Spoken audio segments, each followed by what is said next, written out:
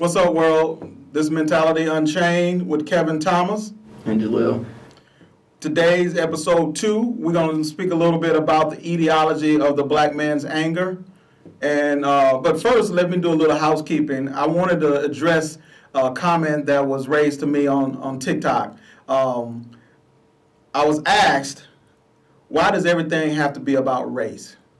Well, here's the answer to that. The world, they made it about race. We didn't do that. And see, that's the whole thing, is that they had division in the beginning from day one, from the jump. So if we don't talk about it, then we can't educate each other about it. And it's not about just one race. Although this show is about black men and mental health, I think every race can learn from what we're talking about when it comes to mental health and the black man. And the more we work together, the more solidarity more solidarity that we have. So I'd say to that young man, that young girl, whoever it was that made that comment, that you are welcome to listen to the podcast, because hopefully you'll be able to learn something About black people. About black people. And mental health. And mental health, and that will help him or her move forward with working with black people, being around black people, and understanding what we actually go through and how mental health does affect us. Yeah. He lucky you got to him before me, because if I would have saw that comment, boy, I would have. So, keep it moving then. This ain't for you. That's just. Well, and I understand. I understand that. So, and that's the reason why I kind of want to address anger on this episode too. And the etiology is just where it comes from. It's just a term that we use in mental health, is where it derives from and what causes anger. That's what really the etiology means. So don't get it twisted. I'm going to keep it simple for you, and we're just going to talk about what we're going to talk about. But the etiology is where it comes from. So where does anger come from? So when you think about anger, Jalil, what do you think about as a black man, where it comes from?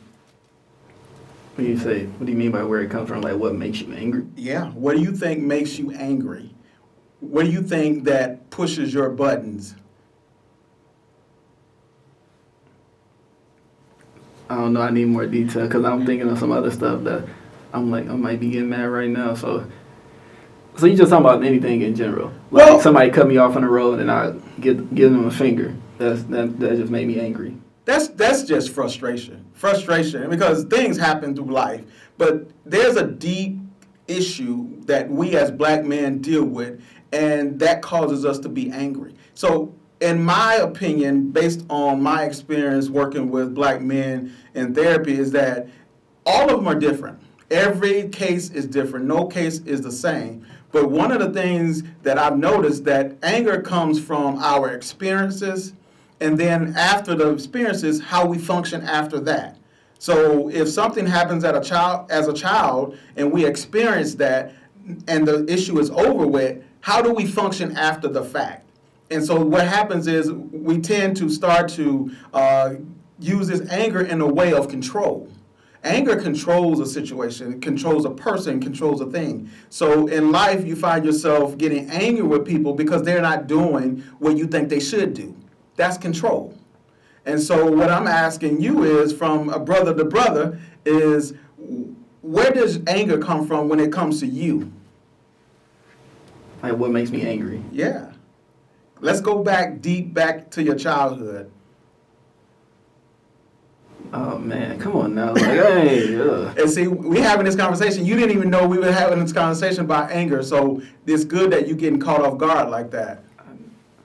Man, I'm like, gosh, I don't like diarrhea of angry black man. There's a lot of stuff that make me angry. Watching the news, stuff on social media.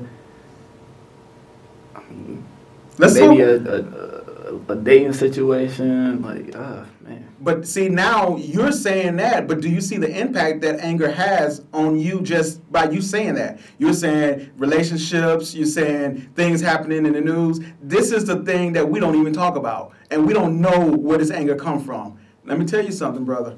Where anger comes from, it comes from our experiences and that the outcome of our experiences. We can't control what happens to us.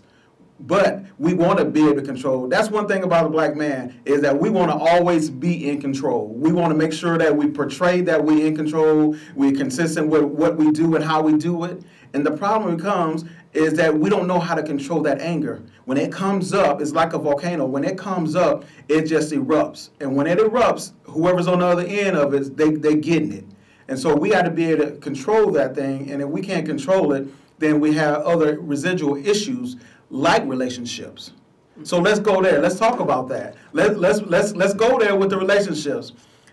If you are angry at your significant other and you can't control the outcome of what happened, it just makes you angrier because you really want that person to do what you need them to do to make you feel better. So why do we as young black men continue to put that on our young women or whoever your significant other is? Why do we tend to do that? Get mad because they're not doing what we want them to do. Yeah, that's control, right? Yeah, I mean, they get mad when we do something that they... I'm not talking about them, though. I'm talking about the black man. You got the answer, Sway. I don't have the answers. I'm just letting you know I don't have the answer for that. Because they get mad, too. But we're not putting this on them, but I'm just saying. So you saying as black men, we can get mad, but they get mad, too. So it's like a tit for tat. Well, it's... No, so... No, it's not tit for tat, but all right, you're going to have to just break it down to me because now I'm stuck right now. And I'm like, man, you're supposed to get, like, that's, so here's what it's a part of the relationship. If they do something that, I mean, everybody get mad. White, Hispanic, everybody. So here's what it boils down to. As an individual, black, white, Mexican, Hispanic, whatever you claim to be, you have absolutely no right to take your anger out on another person. If you do that, you're saying to yourself and to that person that you have control over me. Mm. The question is, well, why do I say that? The question, why I say that? The reason why I say that is because if you can allow a person to take you out of your element, take you out of your character, you're giving them the keys to the car. You're giving them control over who you are. So you have to remain calm and remain in character in order to be able to communicate with that person. And if you allow your anger to take over, guess what happens? You guys are going back and forth. She has control over herself. You have control over yourself. You can't make her do something that she don't want to do. Only she's going to do what she wants to do. Vice versa with her trying to make you do that. And young black men get upset with that because it's like, she trying to control me. She trying to tell me what to do. So you married?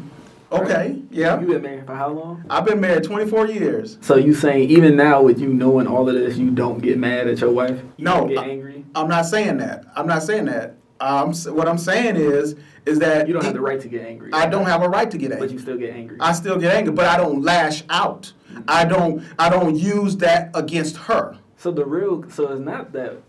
The problem is not that we get angry. The problem is how we handle it. Absolutely. And that's what I said earlier, is from our experiences and how we function after we experience it.